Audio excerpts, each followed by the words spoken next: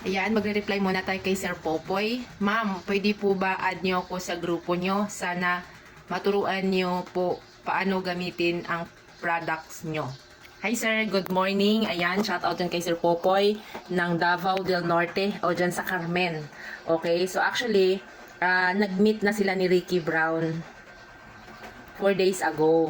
Okay? At si Sir ay interested sa product. Tulad po ni Ma'am Grace ay kumbaga nagmamasid. Hanggang sa ngayon po ay talagang committed na siya na magkaroon po ng stockist dyan sa Bayugan. Okay? So sir, salamat po sa inyong comment at kung saan ay malaking bagay din sa inyo na magkaroon po ng bagong pamamaraan sa pagtatanim, lalo na po sa palay.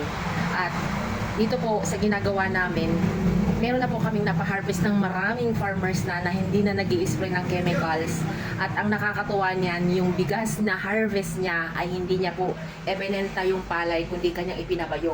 Yan po naman ay kay Sir Danilo Calleja na taga Barangay Bacong dito sa aming bayan sa Infanta. At ang nakakatuwa dyan, Sir Popoy, yung bigas niya ay kinukonsume namin kasi bumibili kami ng organic rice.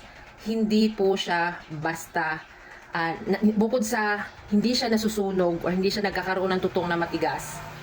Dahil ang ganda nung circulation ng tubig habang niluluto siya kasi hindi kami nagluluto sa rice cooker. So far, hindi po kami nagkakaroon ng sayang na kanin kasi walang tutong. Tapos, nagtataka ako, dati, ubos lagi yung kanin namin. Pero ngayon po, hindi na nauubos. Kasi, kukunti pa lang yung nakain mo, busog ka na. Okay? So, dati, pag may natitira kaming kanin, usually, namamasa or napapanis na kaagad. Pero ngayon po, hindi basta napapanis yung kanin. Ilang days na hindi po napapanis. At along the way, napapansin ng marami na mga gumagamit na, bakit dati gutumin ako ngayon hindi na? Yan. At dati palaging maasim ang sitmura ko ngayon hindi na. Of course, dahil organic rice, no chemical. Natural. Kaya, napakaganda ng bigas na natural or hindi iniisprehan ng chemicals. Kaya sa mga nagnanais po gumamit sa product, hindi lang po kayo basta kailangan mag-aim ng makatipid. Kailangan i-aim din natin na magkaroon tayo ng quality harvest, quality products na kung saan ay mismo unang-unang makikinabang yung family natin na hindi natin pakakainin ng may lason. So dito po, hindi lang po yan basta lang kayo nag-adapt sa technology, hindi lang po yan basta nag-organic kayo. Nung araw kasi pag sinabing organic, bahala ng kakaunti yung harvest, basta organic. Pero ngayon po, sa Victory Global, hindi ka lang naka-organic, increase pa yung harvest mo. Kasi kay Sir Danilo Calleja ng Barangay Bacong, dito sa aming bayan sa Infanta, yung dati niyang 72 bags sa 0.8, na 8 sako yung pataba niya, tapos kompleto yan ng herbicide, insecticide, fungicide, mga herbicide, sa lahat, no? Pangkuhol, paulit-ulit. Pero ngayon po, transition, sa 0.8 niya, 3 lang yung pataba dahil sa MI. Okay? Then, yung kuhol, 1 time spray lang. Wala pang talok.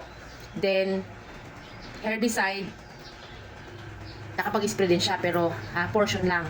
Pero ang pinakamalupit, wala insecticide, no pesticide, no fungicide.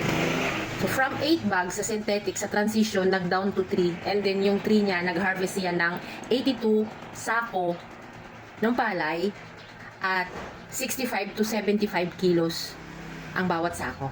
At ang recovery guys ng bigas, 42 kilos ang isang sako na pinabayo. So, hindi ka lang basta nag-aim na mag-organic.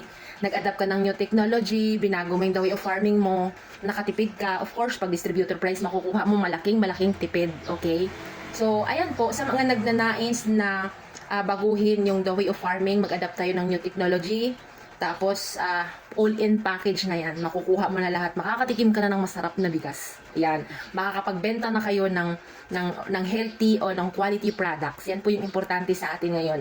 Okay? So, ayan sir, Popoy, antabayanan po natin ang iyong paggamit ng products hanggang sa ma-penetrate po natin ang buong Carmen. Ayan. Okay, so sa mga nagnanais po gumamit ng product, ayan, add nyo lang po kami, set natin yung appointment para sa pagbalik ni Ricky Brown ay makakausap kayo, okay, at may lapat yung tamang protocol at kung saan kayo mas makakatipid. At sa mga ibang lugar. Shoutout po dyan sa Pagadian City, Manukan, Sibugay, Agusan Zamboanga del Sur at saka del Norte, Sibugay. Marami tayong kliyente dyan. So hopefully, kung hindi kakayanan ni Eric, hopefully pagbalik niya, makakabisita dyan sa inyong lugar. Kung makapag-likom po kayo ng mga farmers na kung saan po ay makapakinig sa magandang balita ng dala ng Victory Global. Okay? So kay Ma'am Grace ng Bayugan, thank you so much po sa patuloy ninyo po na nagpagbibigay ng magandang balita sa mga kapwa natin magsasaka. At of course, sa mainit na pagtanggap ninyo dyan kay Mr. Ricky Brown. At hopefully, magkikita rin tayo, ma'am, dyan sa inyong lugar. Makarating din po ako dyan para po sa mas maganda naman pagdating po sa health. Okay? So, ayan po. Thank you so much. At follow po sa mga interested na makapakinig ng mga magagandang balita patungkol sa ating pagtatanim. Okay, hindi lang po ito sa palay, hindi lang sa livestock, pati rin po sa mga fruit bearing trees at of course sa mga niyog dyan na napakamahal. Ayan, diligan nyo na yung niyog nyo para magdoble yung harvest. Ayan, 100% money back yan pagdating sa niyog at meron tayong protocol na mas malupit. So that's it for now guys. Follow for more.